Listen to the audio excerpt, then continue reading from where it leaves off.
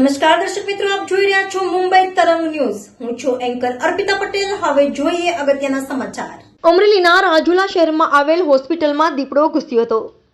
છતડિયા નજીક શ્રી રામકૃષ્ણ આરોગ્ય હોસ્પિટલની કામગીરી ચાલી રહી છે. હોસ્પિટલ બિલ્ડિંગના બીજા માળે દીપડો રૂમમાં ઘૂસી જતા દોડધામ મચી.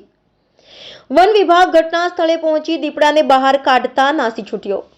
દીપડો સીમ વિસ્તારમાં ફરાર થઈ ગયો હતો. 3 દિવસ પહેલા રાજુલાના ગ્રામ્ય વિસ્તારમાં આક્રમક બનેલી એક સિંહણે 3 લોકો પર હુમલો કર્યો હતો. 10 કલાક સુધી વન વિભાગની ટીમને દોડાવી હતી. એ બાદ પાંજરે પુરાઈ હતી. ત્યારે આજે તો એક દીપડાએ ભારે કરી છે. રાજુલામાં બની રહેલા એક હોસ્પિટલ બિલ્ડિંગમાં ઘૂસી ગયો હતો, જેથી અફરાતફરીનો માહોલ સર્જાયો હતો. ઘટનાની જાણ થતાં જ રાજુલા વન વિભાગની ટીમ તાત્કાલિક પહોંચી ગઈ હતી અને દીપડાને પકડવા માટે અનેક પ્રયાસો કર્યા હતા, છતાં દીપડો ફરાર થઈ ગયો હતો. રિપોર્ટર મહેશ વરુ, મુંબઈ તરંગ ન્યૂઝ, રાજુલા.